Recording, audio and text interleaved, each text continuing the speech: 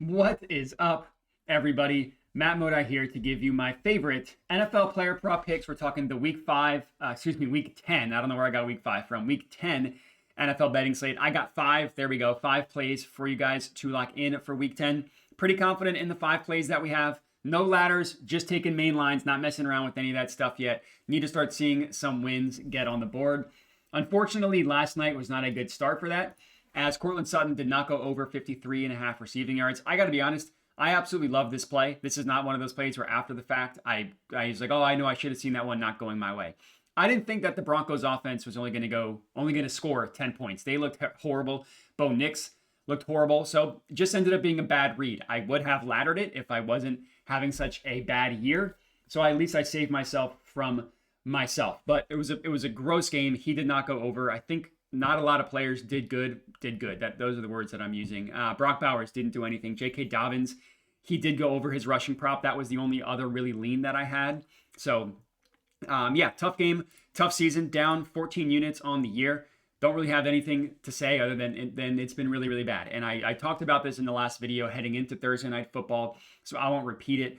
I'm not going to stop giving out plays, but I'm definitely going to try and be a little bit safer. Not going to try and swing for the ceiling, which I have, because, last year, the ladders were my most high, my best market is what I'm trying to say here. The highest ROI was on my ladder plays. I did a really good job identifying these ceiling outcomes. That's not been the case today. So not only have the main lines been bad, and they've been bad, if your main line doesn't cash, the ladder doesn't cash either. So I'm just sticking with main lines, and I'm trying to be a little bit safer with what I am playing.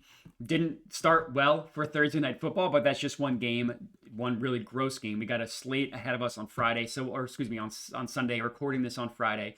So we'll see how it goes, and we can get into it. I would appreciate it. Like the video, comment, subscribe. Hopefully it gets better.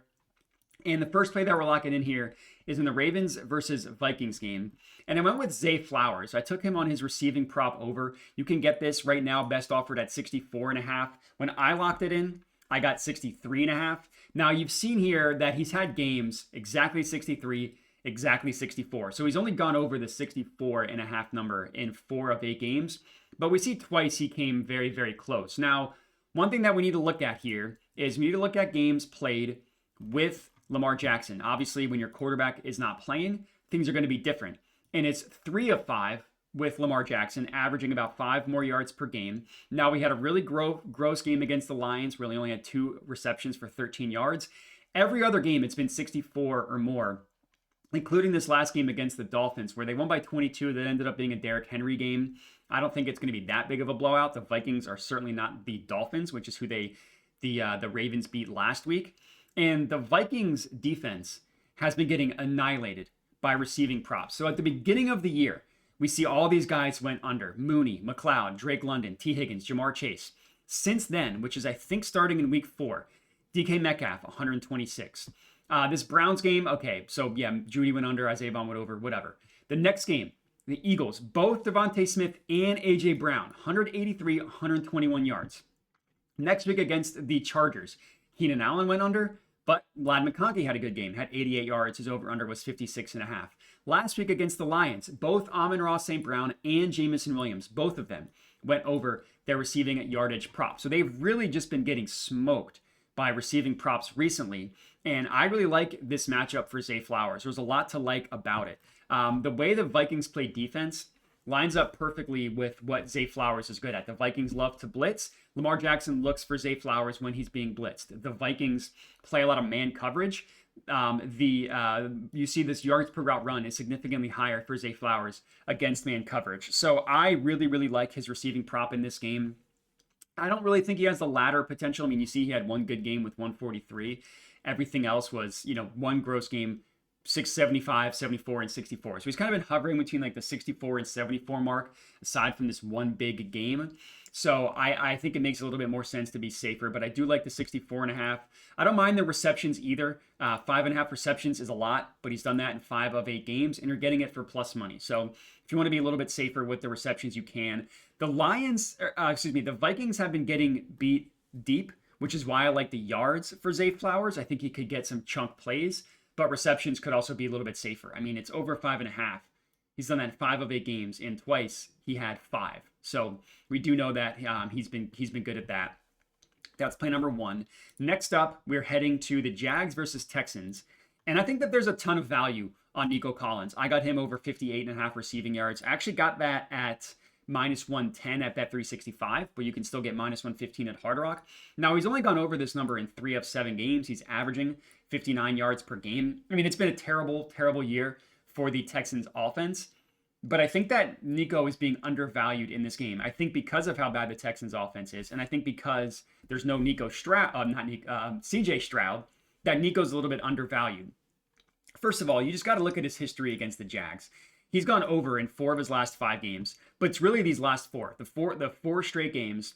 I think he got hurt in this game, if I remember correctly. He only played 66% of the snaps. But we see 104, 151, 119, 104 yards. 100 in 4 straight.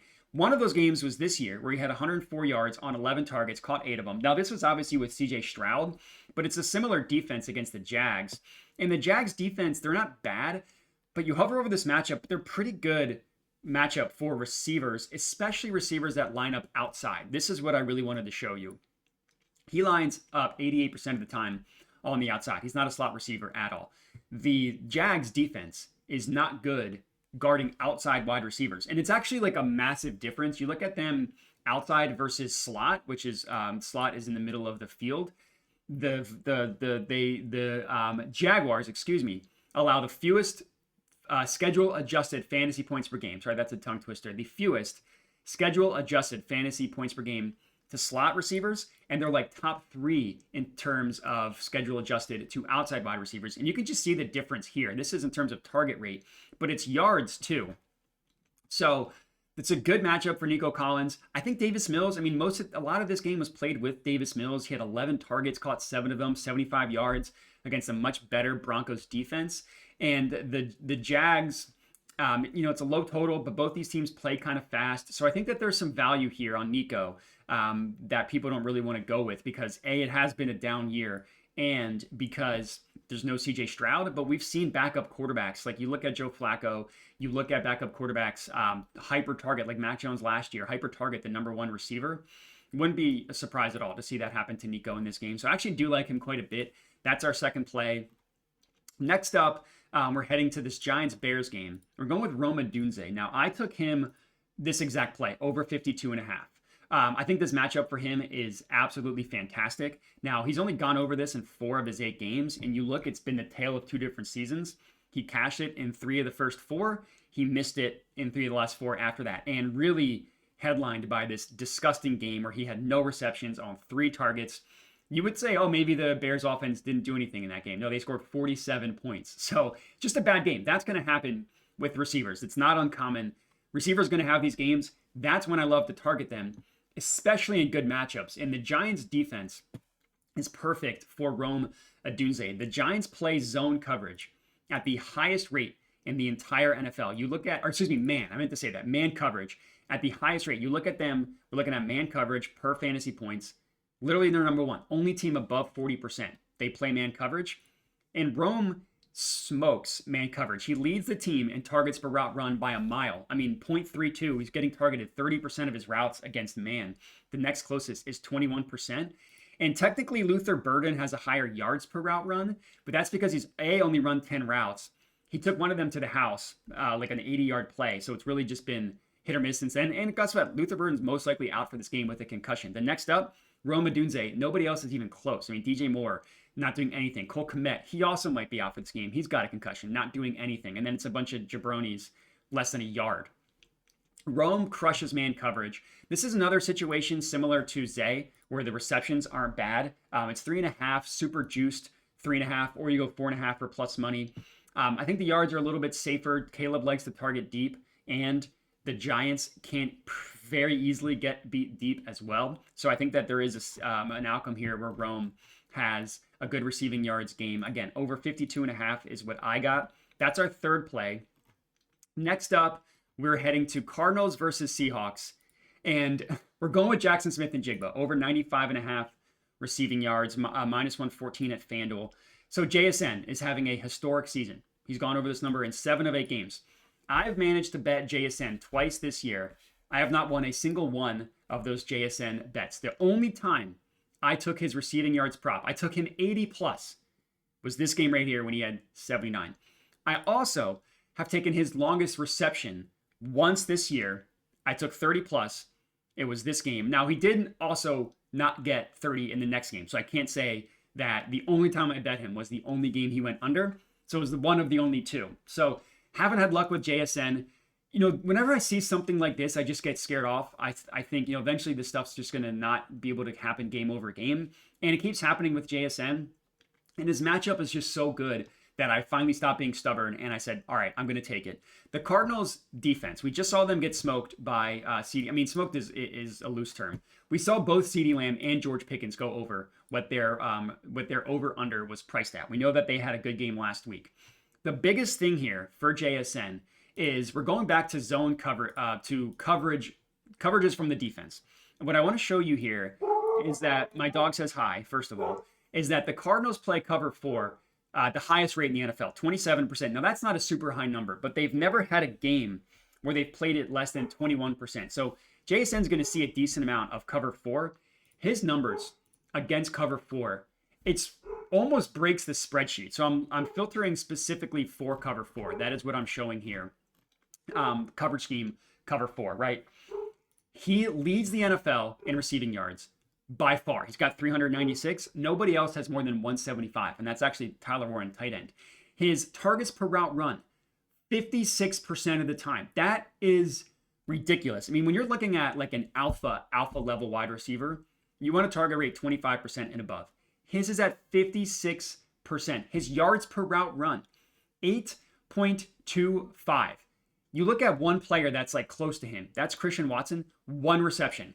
Chris Manhertz, 1 reception. Malik Neighbors, hurt, 5 receptions. He's done that on 21 receptions. It is bonkers, the numbers that he is putting up against cover 4. That's what he's going to predominantly see against the Cardinals. And to go even deeper than that, and I will preface this by saying I understand the only game he went under was against this Cardinals defense. Weird games happen. I'm not going to take anything out of that. The only other thing I want to mention here is that the reason the Seahawks offense has been such an efficient passing offense is because they love to line up with 2 tight ends. They get the defense playing what's called base coverage, so more linebackers, less cover cornerbacks or safeties on the field, and then they throw out of it. So the defense isn't prepared to guard the pass, and that's what the Seahawks do really well. Guess what? Whenever teams are in 12 personnel, the Cardinals are in base 77% of the time, which is among the highest in the NFL, which means, yeah, this is like lined up perfectly for JSN. So we'll see if I can manage to be the worst person in the world at betting JSN, manage to go 0 for 3 during an absolutely historic season. But the matchup is just so good for him. And then the last play that we're locking in here is Ladd McConkey. I took him over his receiving yards prop. Right now, best offered at 62.5. It's kind of similar to Rome. Been a little bit of a gross year for Ladd. We see that he only went over this in 1 of his first 5 games. Since then, he's gone over in 3 of his last 4, averaging about 78 yards in those 4 games. He actually missed it last game.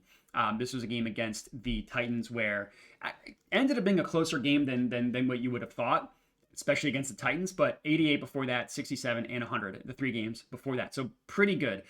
The gross year for Ladd, I never thought was going to continue, and I like this matchup for him a lot against the Steelers. The Steelers, they've allowed 9 of their last 15 receivers hit their receiving prop over.